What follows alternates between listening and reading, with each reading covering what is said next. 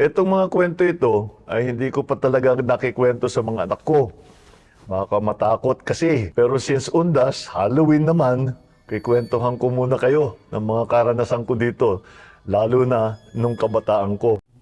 Mga kababayan, nakakakilabot at kagimbal-gimbal ang kwento ni Pangulong Bongbong Marcos Jr. sa kanyang mga naging karanasan sa Palasyo ng Malacanang simula pa noong bata siya at Pangulo pa ang kanyang tatay na si Marcos Sr. at hanggang sa ngayon na siya na ang Pangulo ng bansa at naninirahan sa Palasyo ng Malacanang.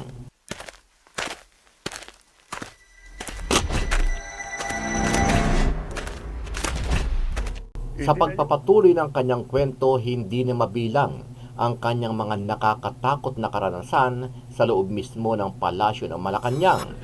Kung minsan, lalo na paggabi at nag-iisa ka, lalo na pagpaakyat dito sa front door, yung formal na hagdan na papasok sa palasyo, minsan, actually ilang beses nangyari sa akin, pag akyat ko na ganun, ramdam ko na may nakatingin sa akin dun sa likod. Sabi ni Pangulong Marcos, gunitain natin ang araw ng Undas kasama ang mga yumao nating mahal sa buhay dahil minsan lang ito nangyayari sa loob ng isang taon. At kung meron man, bibisita sa inyong mga multo, kumustahin ninyo para sa akin. Mga kababayan, isa ka rin ba sa may mga kwentong karanasan tuwing sumasapit ang araw ng mga patay? Sama-sama nating panuorin ang buong video at pakicomment nyo po ang inyong mga reaksyon at sariling opinyon. Pero bago yan, muli po ako nag-iimbita sa mga hindi pa po nakasubscribe sa ating channel na Kabayan News PH, pakipindot po ang subscribe button at pakiclick na rin ang notification bell para lagi kayong updated sa mga bagong upload natin na legit at napapanahong balita. Maraming pong salamat.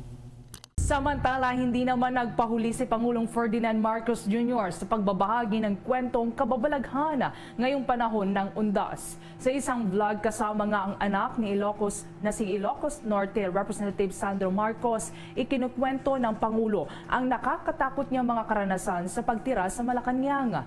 Iniisa-isa din ng Pangulo ang mga parte ng palasyo na pinaniniwalaang may nagmumulto.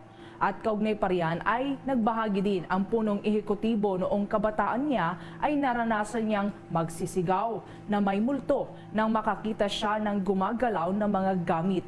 Binanggit rin nito na may mga pagkakataong mula sa ilang chandelier ay may isang gumagalaw. Naramdaman niya rin daw na may mistulang nakatingin sa kanya habang paakyat sa hagdan papasok sa palasyo. Naikwento rin ni Pangulong Bongbong Marcos na minsan silang nag-ghost hunting ng alas 2 na madaling araw ng kanyang mga kaibigan doon sa Malacanang. Pero bago pa daw hawakan ang doorknob papunta sa madilim na parte ay bumukas na ang pinto kaya nagtakbuhan sila sa kanyang kwarto. Kaugnay pa rin, pakinggan po natin ang bahagi pa ng pagkukwento ni Pangulong Bongbong Marcos. Ramdamang gumigising sa kanila. Baliwala na sa kanila. Sabi nga, kagabi ginising na naman ako ni Father Brown. Nung ako'y nakatira sa isa dun sa mga guest room at ginagawa yung kwarto ko, kasama dito sa, malapit dito sa tinatawag na state dining room kung saan kami mag-cabinet meeting ngayon. Minsan, gabing-gabi na, umuwi ako, sinasara ko lang yung pintuan mula doon sa kwarto ko. Pagbukas ko ba naman ng pintuan, nakita ko biglang gumalaw yung mga buwan. Nagsilisigaw ako dito. At Bahagi po yan ang pagkukwento ni Pangulong Ferdinand Marcos Jr. ng kanyang mga karanasan sa Palasyo, Malacanang. Andito tayo ngayon sa bahagi nga ng lungsod ng Manila, dito mismo sa Monira North Cemetery kung saan nga ito dinadagsana ng ating mga kabayan yung itong cemetery na ito para gunitain yung araw ng mga patay at araw ng mga kaluluwa para sa kanilang mga yung mahal sa buhay. At as of 7 a.m. Bobo Genesis, pumalo na sa mahigit 10,000 yung bilang ng mga residente, mga kabayan natin nagdagsa para nga bumisita sa kanilang mga mahal sa buhay. As for the deployment naman, umabot na sa 27,000 na kapulisan yung pinakalat ng Philippine National Police para sa magbantay ng seguridad sa lahat ng mga sementeryo at mga transportation hub at gayon din sa mga pampublikong lugar na posibleng dagsain ng ating mga kabayan ngayong panahon ng undas. At kaugnay nga niyan ay meron pang 4,866 na mga police assistance desk yung ipinakalat din ng pambansang pulisya para pa rin magbantay. Sa ngayon, wala pa naman tayong naitatalang mga untoward incident dito sa bahagi ng Malina North Cemetery. At kanina ay napagmatsyagan natin, naobserbahan natin na mahigpit talaga yung pinapatupad na seguridad ng ating kapulisan dito nga sa sementeryong ito, kung saan ipinagbabawal talaga yung mga flammable mga materials tulad ng mga pabango at gayon na rin matutulis na bagay, mga sigarilyo, mga vape, mahigpit na pinagbabawal yan. Talagang kinakapkapan ito mga kabayan natin na maganais na pumasok dito sa loob ng Manila North Cemetery. Kaugnay niyan, ating nga nakapanayam si Manila Police District Director Police Colonel Rosalino Ibay Jr. At sa ating panayam, sinabi niya na 300 mga kapulisan niya ipinakalat dito lamang sa Manila North Cemetery. Pero kagaya nga ng nabanggit ko kanina, mahigpit talaga yung pinapatupad na seguridad sapagkat maging doon sa labas ay may mga nakakalat din na kapulisan. At sa katunayan nga niyan, mayroon na rin mga sinalang mga kalsada pahinggil nga dito. Kaugnay na narito yung bahagi ng ating panayam kay Police Colonel Rosalino Ibay, itong director ng Manila Police District. Ganun pa rin, kinukumpiska pa rin yung pinagbabawal at ngayon talaga yung buhos ng tao papunta rito sa Manila North. Kumpara ng mga nakaraang araw, although meron ng naunang pagdalo, pero dito po nakita namin na napakarami na pupunta ngayon. Sa 300 yung nakadeploy lang dito sa loob at dito sa paligid natin. Sa loob naman meron tayong mga assistant desk, meron din tayo nag-grouping. O 24 oras na may duty tayo rito kahit na hanggang alas 5 lang ng hapon ang dalaw dito sa cemetery. Ang road closure natin maiksi na lang. Ito na lang kahabaan ng Blumen Street mula dyan sa Bonifacio hanggang Aurora. At itong stretch ng Dimasalang mula rito sa Blumen Street hanggang Dimasalang Circle, yung letter T na lang na yun. Yung dati binawasan natin para lalong maging accessible dito sa atin. Itinayo ang Malacanang noong mga 1750s ni Don Luis Rocha Camina.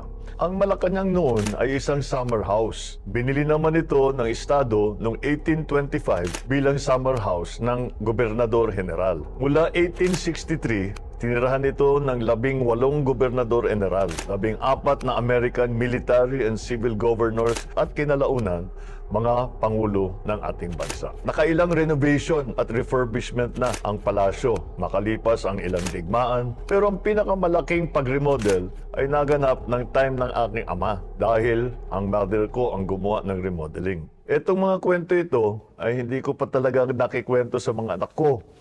Baka matakot kasi. Pero since undas, Halloween naman, kikwentuhan ko muna kayo ng mga karanasan ko dito.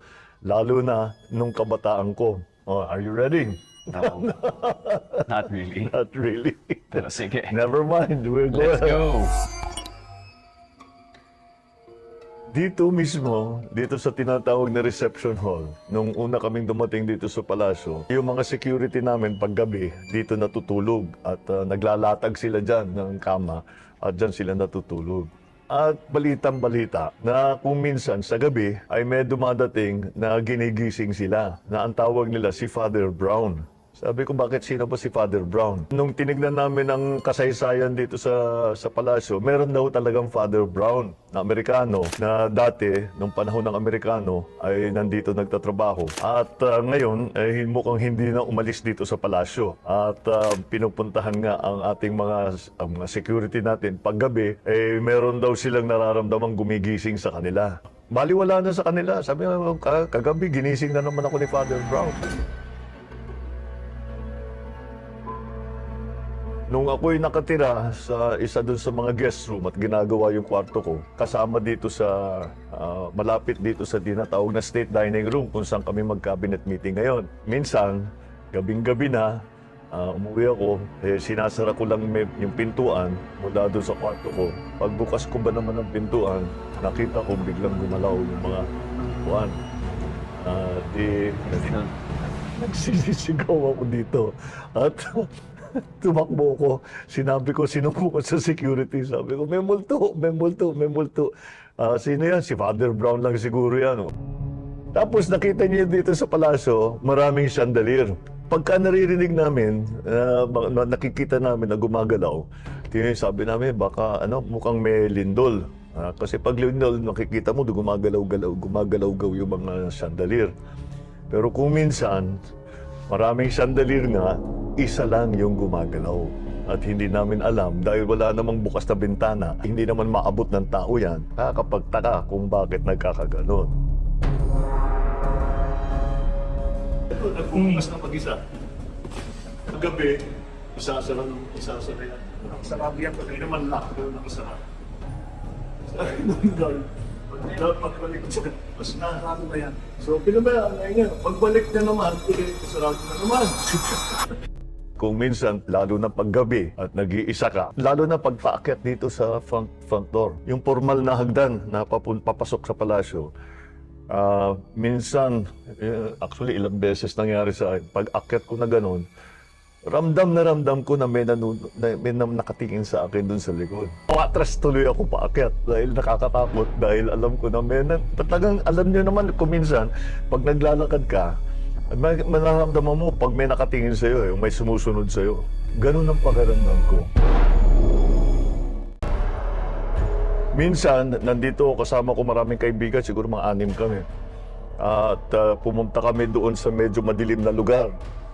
Ghost hunting talaga ang ginawa namin. Malakas ang loob namin dahil marami. Oo, marami kami.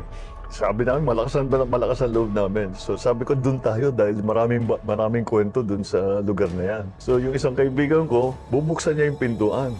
Bago niya nahawakan yung doorknob, bubukas yung pintuan ng mag-isa. Nako, yung sigaw namin. 2:00 ng umaga yun. Alala ko yun eh. 2:00 ng umaga yun. Takbo kami doon sa kwarto ko. Inon namin lahat ng ilaw. Nagpatugtog kami yung music na malakas para mawala yung takot namin doon sa nangyari sa amin. Paano yung, anong gagawin if we had ended up living here in the palace? My God. Kuha na lang ako ng kondo sa malapit.